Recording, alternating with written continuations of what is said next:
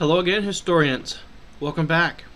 As you can see, this next topic we'll be looking at is ancient Egypt and Judaism.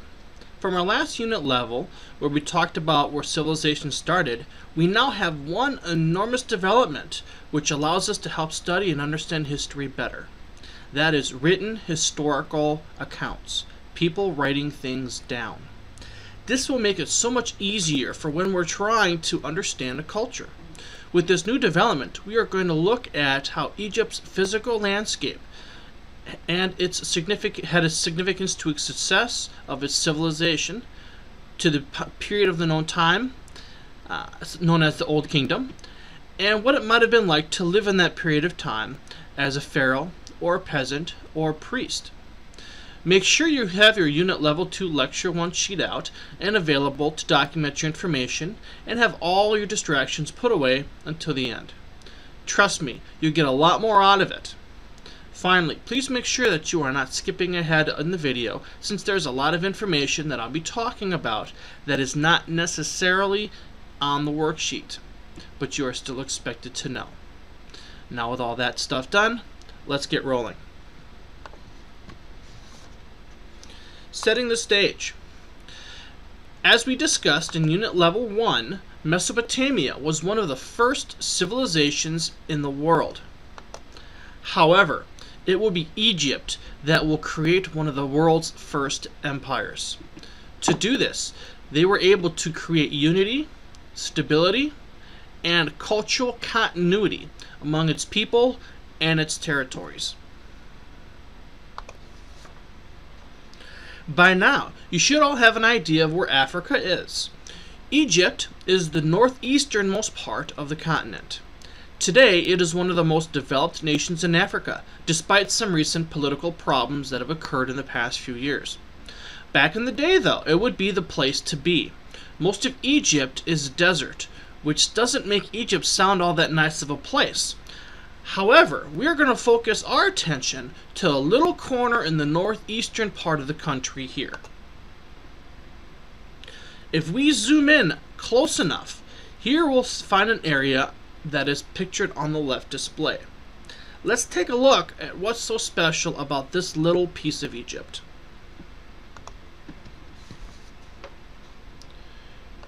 If you look closely at the inlay image on the last slide, you might have noticed something that kind of splits the picture in half. That blue was the Nile River. Let's take another quick look at it. The Nile is one of the largest rivers in the world and serves as the lifeline to all those who live near it. As we learned in Unit Level 1, civilizations would typically set up a home near a fresh water supply to help with the transportation of water, irrigation for food, and fishing. The same goes here. The Nile was the heart of Egypt. Without it, there would be no Egypt. Now, the Nile is the most important resource in Egypt and the surrounding areas. Besides being used for transportation, irrigation, and agriculture, it was also useful as a type of natural defense line. It was wide enough and deep enough during most parts of the year that it would prevent enemies from being able to get across it. We'll talk more about that later.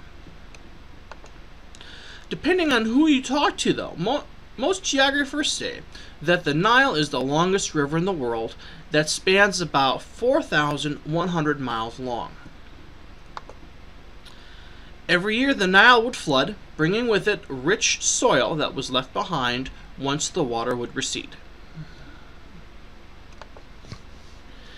Egyptians worshipped the Nile as a god, and because of that it was obviously worshipped as such, as a god.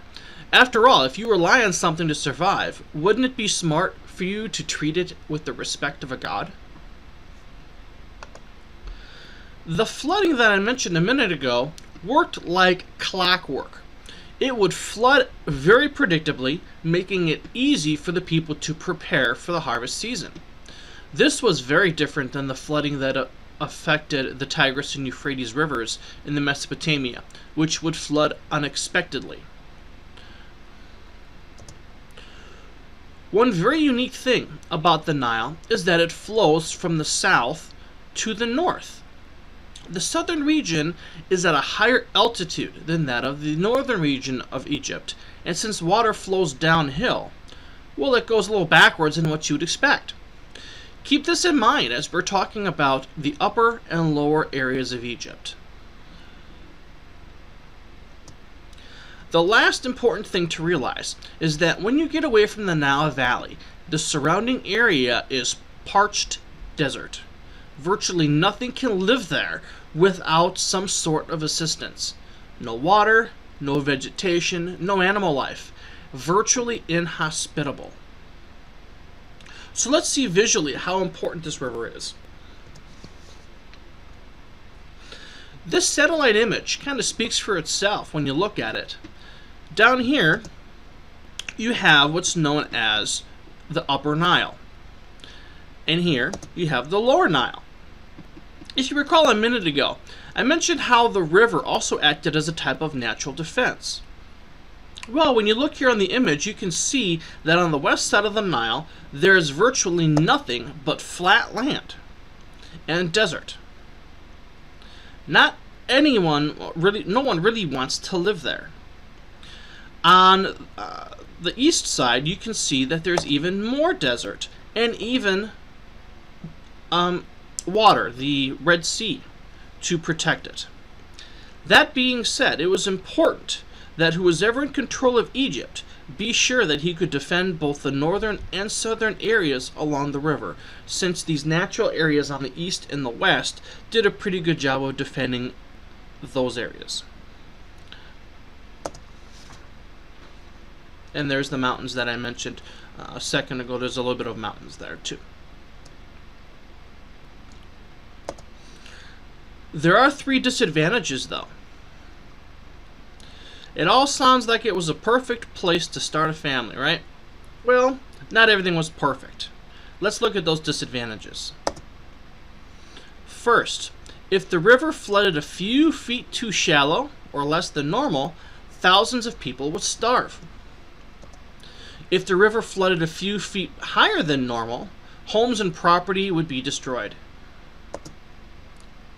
And third, though the desert provided a great defense, it forced people to live close to the river and kind of tucked in between one another very closely, because they needed it both for survival and as a natural barrier against invaders.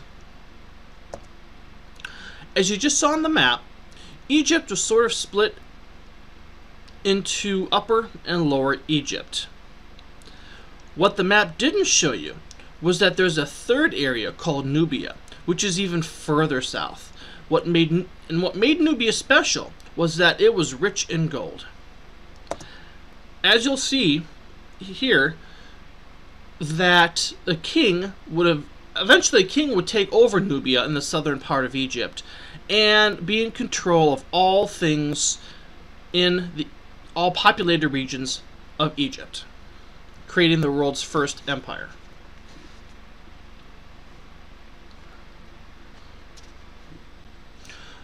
Alright, now on to the history, which is what this class is all about, right?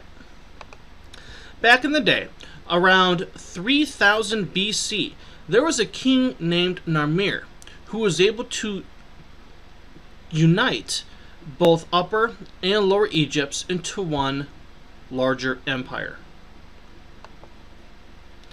The Narmer palette, which is simply a stone that was found with writing on it, depicts with hieroglyphics how Narmer was able to unify Egypt. Here's the picture of what this palette looked like.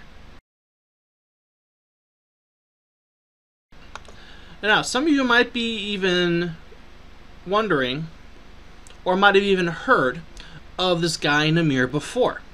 He was sometimes called the Scorpion King. Historians, though, are unsure if he truly was the Scorpion King or if Narmer had come right after him. Narmer is credited by most to have created Egypt's first dynasty. He would be where the several next generations of leaders would start. In the end, Egypt would see 31 different dynasties spanning over 2,600 years. By today's standards, that is an amazing feat to have an empire last that long, despite the number of families that ended up ruling it.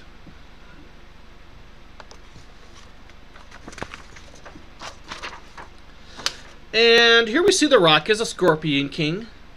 Not so much. It is a good movie, but has nothing to do with the real Scorpion King that history tells us about.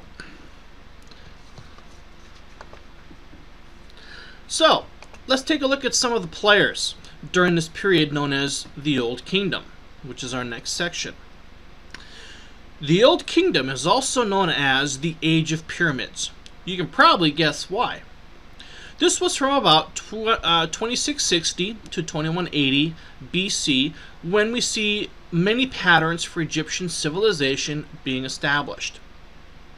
As you probably know already, a pyramid is just an immense stone structure, often built for tombs. Let's take a closer look at it.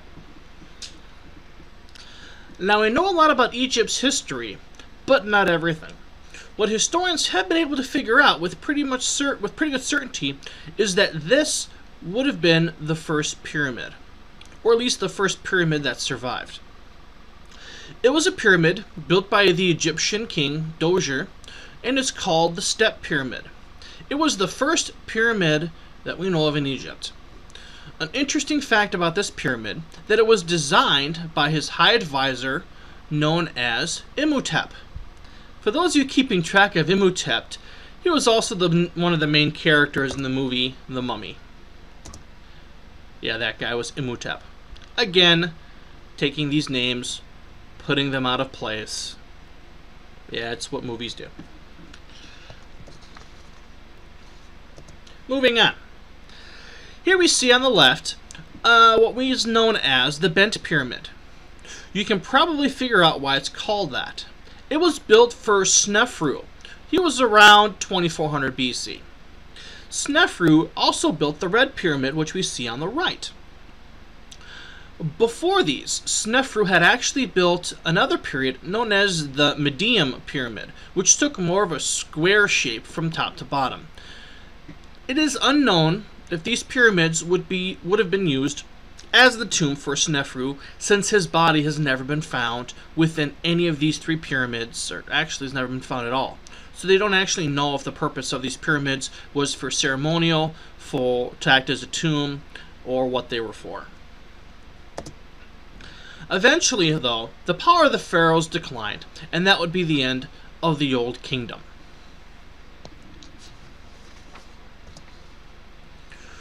We can't forget, though, the massive Khufu Pyramid, which was one of the first great pyramids of Giza. Whoops. Khufu was the son of Snefru, and it seems that he didn't want to be outdone by his daddy when it came to building stuff. So he had his pyramid built. When completed, it was about 480 feet tall and took about 10 to 20 years to complete. There's an estimated 2.3 million blocks, each weighing as much as 80 tons, depending on the size of the stone and where the stone was placed. That's up to 160,000 pounds of stone each. That's a lot of weight. It's believed that those who would have worked on this would have needed to place about 12 stones every day, 24/7, if they were going to be able to get this pyramid done in about the 20 years it took. That's a lot of workers. That's a lot of work. If you're not impressed yet, think of it this way. This was built around 2540 BC.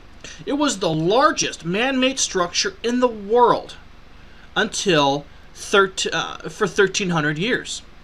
That means it was the tallest man-made structure until the year 1300 AD.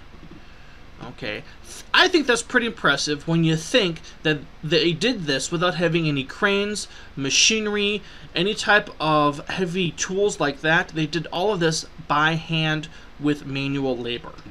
I think that's pretty impressive for this thing to have been considered the largest man-made item for that long. In the foreground here, we also see the Sphinx, which is believed to be guarding the pyramid. Evidence suggests that it was actually built by Khufu's son, Khufra, after his death. After Khufu's death. Yes, this is Khufu's pyramid. No, there isn't a transformer in it.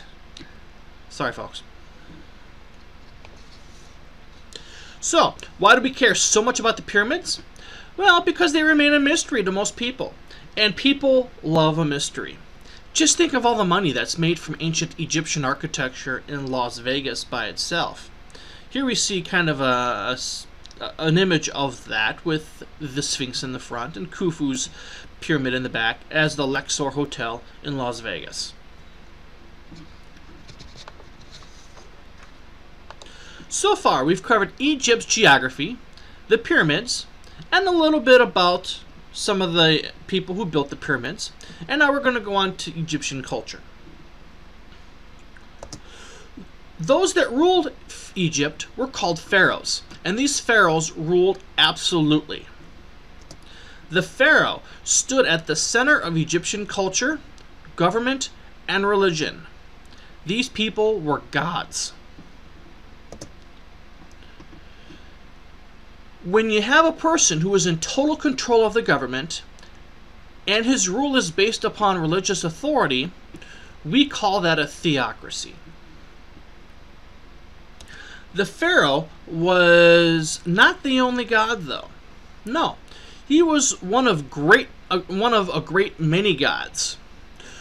When you have a religion of multiple gods, that is known as polytheism or polytheistic. Poly is the prefix meaning many, and theistic or theism means the belief in a deity or some god. Among some of these other gods was the god Re, who was the sun god, Osiris, who was the god of the dead, and Isis, who was the goddess who represented being an ideal mother and an ideal wife. So if there is a god for the dead, there must be some belief, or they must have some belief about death itself. Ancient Egyptians believed in an afterlife and built burial chambers and tombs that would act as their home in their afterlife. Upon their death, if they could afford it, people would be buried in some sort of tomb and go through the process of mummification. Mummification is simply the process by which they embalm and dry the corpse to prevent decay. Archaeologists are still finding mummies throughout different parts of the world where the corpses are still mostly intact because of the process of mummification. Ancient Egyptians were not the only ones who did this, but they are one of the oldest cultures to do it.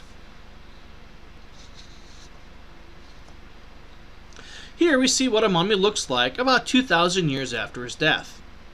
You can see that although decaying has occurred, a person can get an idea of what this person might have looked like thousands of years ago.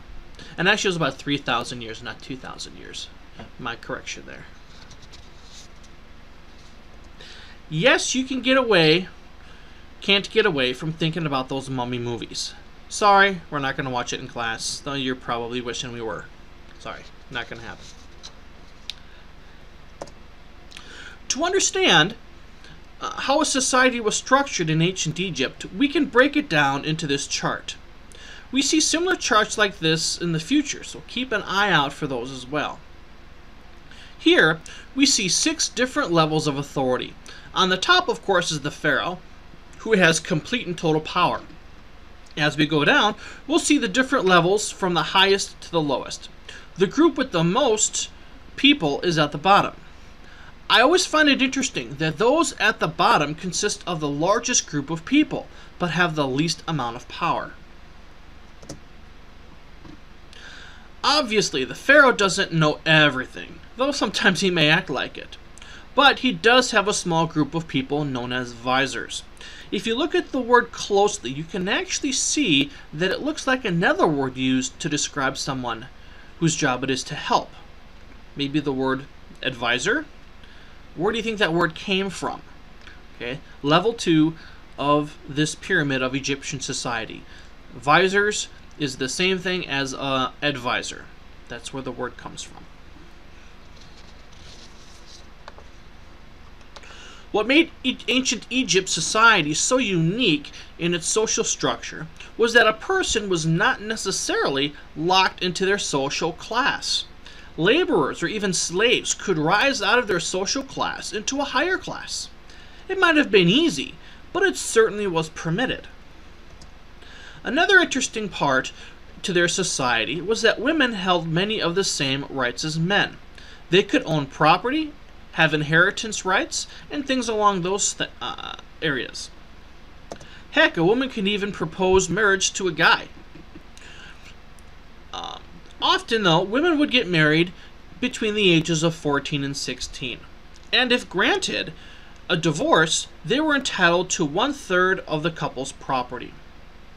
One thing that I want to point out, though, about women being able to marry at such an early age is that in many societies throughout history and even today, a woman is considered grown when she is able to bear children, which is about 14 years old. Similar with the guys.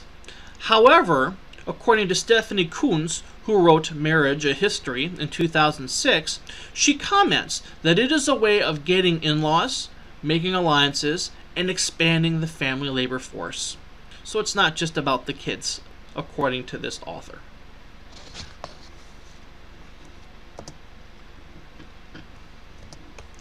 On to another topic. I spoke briefly about it in the introductory slides, where we spoke of the Egyptians being one of the first cultures to record their history. They did this through a system known as hieroglyphics. These were simple carvings of symbols and pictographs.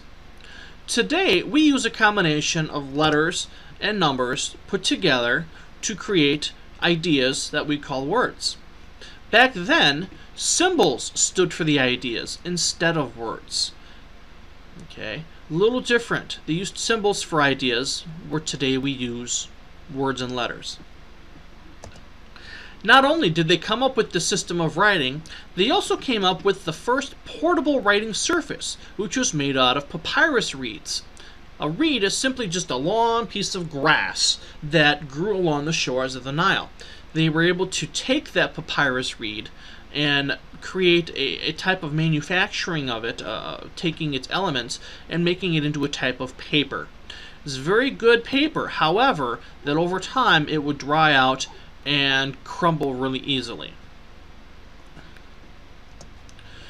We can also thank the Egyptians for the 365-day calendar, and they also were the first to come up with the idea of a 30-day calendar. For being dead for about 4,000 years, this must have been these people must have been pretty smart and observant of the celestial sky. The list goes on. Even Egyptian doctors knew about the human pulse, they knew how to set broken bones, and even used surgery in some cases to cure or to fix medical issues. So these people, considering they're over 3,000 years old, they weren't stupid. They learned a lot of things and were able to do a lot of things based on what they learned about the human body, the stars, and using the river to help them as well in order to survive.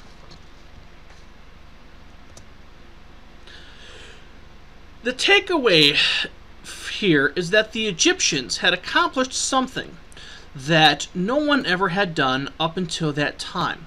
They were able to really, truly build the first unique and united empire on the planet. So this ends our lecture today, and I hope you enjoyed it. Please make sure that you complete the review questions that follow this slide to check your understanding of the materials. If you have any questions about what was covered during this presentation, please feel free to let me know or check out any of the other resources that can be found on the SLC site. Looking ahead to our next lecture, we'll be discussing the New Kingdom, which include names like King Tut, Hutep, and my favorite, Ramses II. Until then, have a great day, and remember to stay awesome. See you later.